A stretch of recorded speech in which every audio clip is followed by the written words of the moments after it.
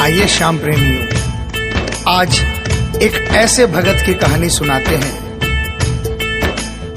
जो अपने व्यापार में इतना लीन था कि उसे दिन दुनिया की कोई खबर नहीं थी। उसे सिर्फ पैसा पैसा और सिर्फ पैसे के बारे में चिंता थी। उसके घर वाले, उसके परिवार वाले सारे परेशान थे कि सेठ कभी कहीं नहीं जाता, सुबह से लेकर रात तक हर समय पैसे में ही लिपटा रहता है। बहुत दिनों से उसके इष्ट मित्र उसे कहते थे कि तुम हमारे साथ कहीं चलो, अपने बच्चों को लेकर चलो, लेकिन सेठ कहता इसके लिए काफी समय पड़ा है, अभी मुझे सिर्फ पैसा कमाना है। लेकिन एक दिन कुछ मित्रों ने बहुत जोर दिया कि 2 दिन की छुट्टियां हैं, हम खाटू श्याम जी के दरबार में जा रहे हैं, पूरे परिवार को साथ लेकर हमारे साथ चलो। और सेठ उनको ये बात मना नहीं कर पाया और बिना मन के वो उन परिवार वालों और इष्ट मित्रों के साथ खाटू के लिए रवाना हो गया। रास्ते भर वो अपने व्यापार की बातें करता रहा। उसे खाटू जाने की जरा भी इच्छा नहीं थी। लेकिन जब खाटू पहुंचा और बाबा श्याम के मंदिर में पहुंचा और जब बाबा से नजरें मिली, उसके होश उड़ गए। सेठ के परिवार वाले सारे दर्शन करके बाहर आ गए। वो सिर्फ 1 मिनट के लिए मंदिर में आया, लेकिन घंटों तक बाबा के दरबार में खड़ा रह गया। उसको होश नहीं रहा और वो बाबा की तरफ देखकर आंखें बंद करके आंसुओं की धार बहती रही और वो बाबा से मन ही मन बातें करता रहा। जब परिवार वालों ने उसे कहा कि अब चलना है, तो सेठ ने बाबा से कहा, प्रभु मुझे अब हर महीने 11 को अपने दरबार में बुलाओ। और ये कह करके वो बाबा के दरबार से वापस अपने घर को आ गया। 15 दिन बाद 11 आई। सेठ बहुत से लोगों को लेकर अपने साथ बाबा के दरबार में गया। ऐसे हर 11 को वो खाटू जाने लगे। लेकिन एक दिन जैसे ही वो सुबह 11 को घर से निकलने लगा, मुनीम ने कहा, सेठ जी कहाँ जा रहे हो? सेठ ने कहा, अरे मुनीम तुझे पता नहीं, आज 11 है, मुझे खाटू धाम जाना है। मुनीम ने कहा, सेठ जी आपको पता नहीं, आज बाहर के कुछ व्यापारी आने वाले हैं, लाखों का सौदा होने वाला है और वो व्यापारी आज रात को वापस इंडिया के बाहर चले जाएंगे। आपके पास तो मौका है, आप 11 की जगह मावस को खाटू चले जाना। सेठ के मन में ये आया कि हाँ, इसमें क्या फर्क पड़ता है, आज यहाँ व्यापार कर लेता हूँ, सौदा कर लेता हूँ, मैं खाटू मावस को चला जाऊंगा। और सेठ उस दिन खाटू नहीं जा पाया। 11 निकल गई, मावस आई, मावस को फिर कोई व्यापारी आ गया। उसके बाद फिर पूर्णिमा आई, फिर कोई व्यापारी आ गया और इसी तरह सेठ व्यापार में फिर उलझ गया। एक दिन रात को सेठ सोया तो उसके नींदों में उसे ऐसा आभास हुआ कि उसे कोई आवाज आ रही है और उसने बड़े ध्यान से सुना। उसे लगा खाटू वाले श्याम बाबा उसे कह रहे हैं, वाह रे सेठ, मैंने तो सोचा था कि मेरे दरबार में कोई बहुत बड़ा भूला भटका भगत आया है, लेकिन मुझे क्या पता था कि कोई भगत नहीं, एक सौदागर आया है और मुझसे सौदा करके चला गया। आज तू अपने घर में, अपने व्यापार में खूब खुश है, तू वहीं पर खुश रहे। और ऐसा कहकर वो आवाज बंद हो गई। सेठ की आंखें खुली, उसके मन में ग्लानि हो गई। उसने सोचा कि मैं आज ही खाटू धाम जाऊंगा और वो जैसे ही खाटू के लिए निकला, रास्ते में एक्सीडेंट हो गया। सेठ की दोनों टांगे रह गई। अब सेठ अपने पैरों पर खड़ा नहीं हो पाया और उसके मन की मन में ही रह गई। सेठ बहुत तड़पता रहा। एक दिन सेठ अपने घर के दरवाजे पर बैठा, आंसू बहा रहा कि मेरा बुलावा क्यों नहीं आ रहा, मैंने इतनी बड़ी गलती करी, मुझे बाबा के दरबार से इतनी दूरी क्यों हो गई। इतने में उसके घर के सामने से एक डाकिया निकला। सेठ ने डाकिया को आवाज लगाई और कहा, ए डाकिया, तुम तो कलकत्ता, दिल्ली, बम्बई भक्तों का संदेशा लेकर जाते हो, लोगों के चिट्ठियां पहुंचाते हो। आज मेरी एक चिट्ठी, मेरा एक संदेशा मेरे खाटू वाले श्याम बाबा के दरबार में क्या पहुंचा दोगे? डाकिया ने कहा, सेठ मैं तो आजकल खाली रहता हूँ, जब से इंटरनेट का जमाना आया है लोग ईमेल पर ही चैटिंग कर लेते हैं, बताओ तुम्हारा क्या संदेशा है और कहाँ पहुँचाना है। और ऐसे डाकिया ने सेठ से कहा और सेठ ने डाकिया से कहा।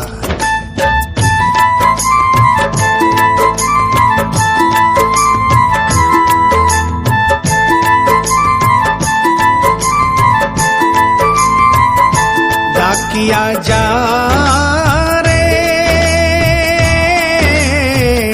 श्याम ने संदेशो दीजे, श्याम ने जाए तो कह दीजे, भगत थार दर्शन न तरसे। डाक डाकिया जा रे।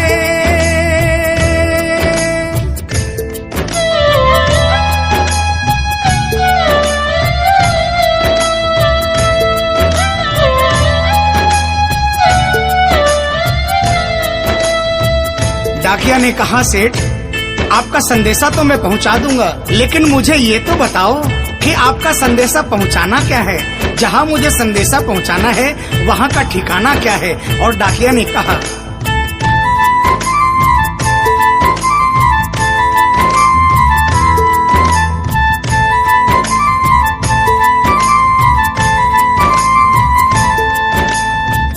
कौन से गांव थारो शाम बस्यो है, इतनो मान बता दे सेवक रे।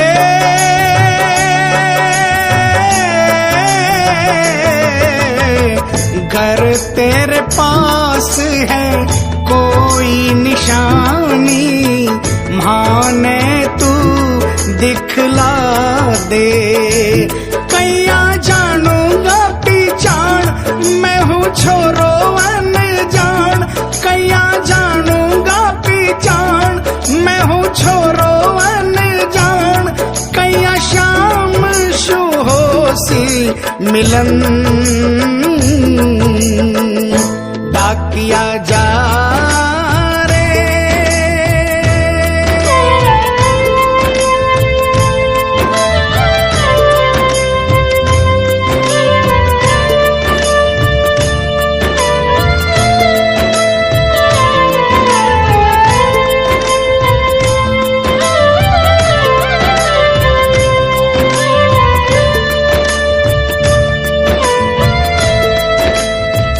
सेठ ने कहा, डाकिया मैं तुझे जिस जगह का ठिकाना बता रहा हूँ वहाँ ऐसा दरबार है जहाँ जो एक बार जाता है वो वहीं का हो जाता है।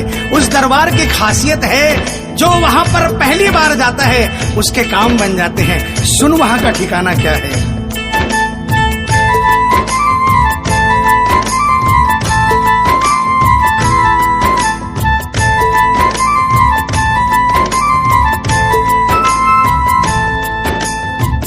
खाटू में है श्याम जी को मंदिर, शिखर ध्वजा लहरावे।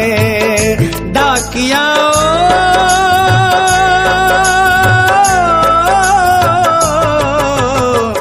जोड़ी पर हनुमान बिराजे, सेवक चंवर ढुलावे। बाके नौबत बाजे द्वार, गूंजे हरदम जय जयकार। बाके नौबत बाजे द्वार, गूंजे हरदम जय जयकार। सज धज बैठो है श्याम सजन, डाकिया जा रे।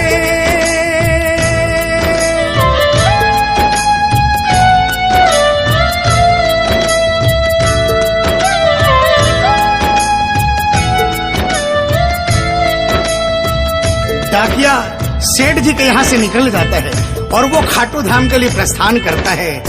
धीरे धीरे वो खाटू पहुँचता है और खाटू पहुंचकर बाबा के मंदिर का पता करता है और मंदिर के नीचे पहुंचकर वो पहले प्रणाम करता है और बाबा के मंदिर की 13 सीढ़ी चढ़ता है। और वो बाबा के सामने पहुंचकर बाबा की तरफ नहीं देखता, पहले अपने झोले में से वो सेठ की चिट्ठी निकालता है और चिट्ठी निकाल के पढ़ने लगता है।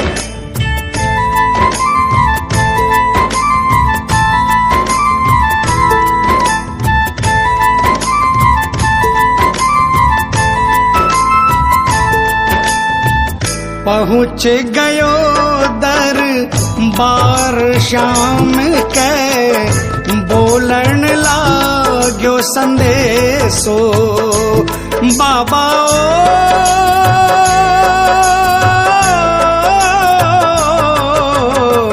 बन बैठो कद श्याम दीवानो, कुछ ना रयो अंदेशो।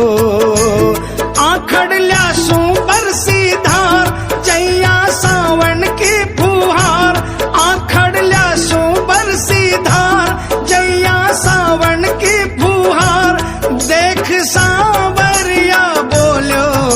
वचन, डाकिया जा रे।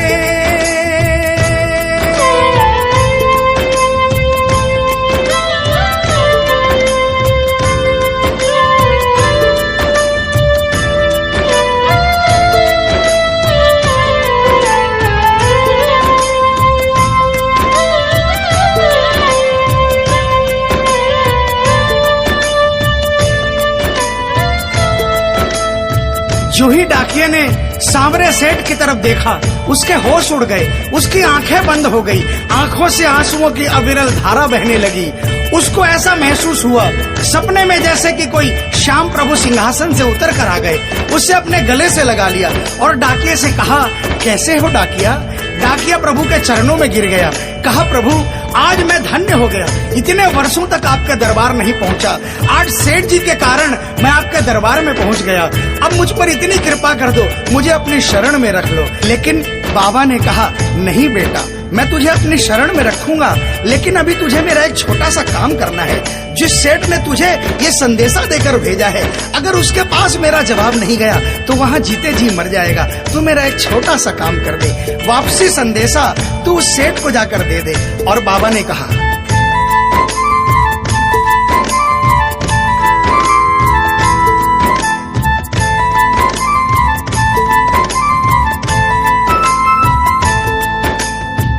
कह दीजिए तू जाए सेवक ने तेरो बुलावो आसी, सेवक रे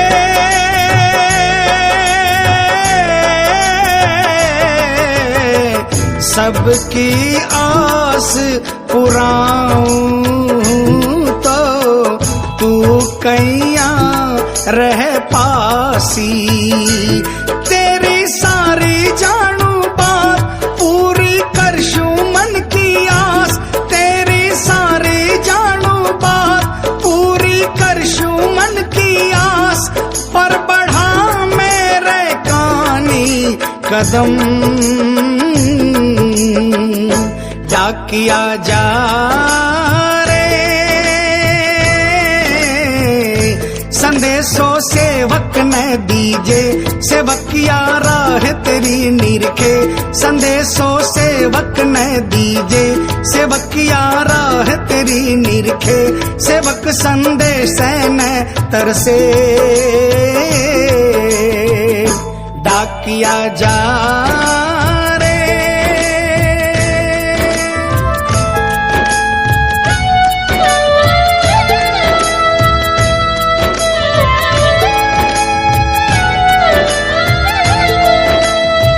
डाकिया श्याम प्रभु के चरणों में प्रणाम करके वापस निकलता है और वो आधी रात को ही सेठ के शहर में आ जाता है। अब डाकिया को इतनी जल्दी थी कि उसने आधी रात नहीं देखी और उसने जाकर सेठ के दरवाजे की घंटी बजा दी। उस दिन सेठ के घर में कोई नहीं था, सेठ अकेला अपने बिस्तर पर पड़ा था। जैसे ही घंटी की आवाज आई उसको लगा कि बाबा का संदेशा आ गया, लेकिन सेठ मजबूर था, वो उठना चाहा लेकिन उठ नहीं पा रहा था। लेकिन अचानक उसने जोरदार जयकार लगाई, हारे के सहारे की। और जैसे ही आवाज आई सेठ के घर में करिश्मा हो गया। सेठ अपने पांव पर खड़ा हो गया, दौड़ कर गया और उसने जाकर दरवाजा खोला। सामने देखा डाकिया खड़ा है। सेठ डाकिया के चरणों में गिर गया और कहने लगा, डाकिया जल्दी बताओ मेरे बाबा ने क्या संदेशा भिजवाया है। और डाकिया ने चिट्ठी निकाली और बाबा के भगत की चिट्ठी का संदेशा निकालकर सेठ के हाथों में थमा दिया। सेठ ने जैसे ही चिट्ठी देखी वो झूम झूम कर नाच नाच कर गाने लगा, आ, आ,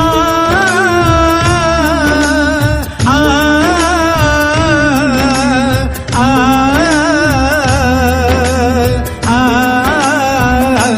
चिट्ठी आई है, चिट्ठी आई है, चिट्ठी आई है, चिट्ठी आई है, चिट्ठी आई है, खाटू से चिट्ठी आई है।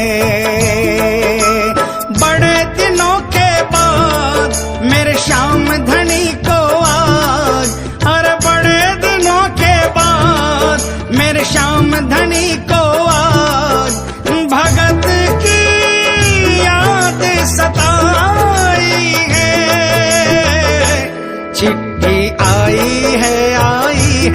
चिट्ठी आई है, ओ चिट्ठी आई है, चिट्ठी आई है। सेठ ने वो चिट्ठी वापस डाकिया को थमा दी और कहा, डाकिया आप तो स्वयं बाबा से मिलकर आए हो, इसलिए बाबा का संदेशा अपने मुखारबिंद से मुझे सुनाओ।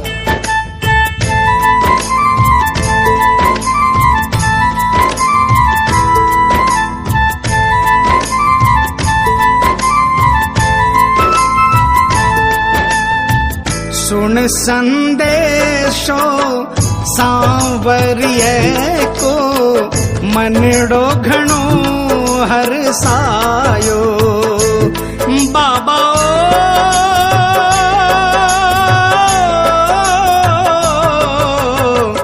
बंध गया पाँव में घूघरिया सा, मन को मोरियो गायो। म्हारो श्याम बड़ो दिलदार, हो जाओ लेवन ने तैयार। म्हारो श्याम बड़ो दिलदार, हो जाओ लेवन ने तैयार। महिमा गावे है कमल किशन, क्या किया जा।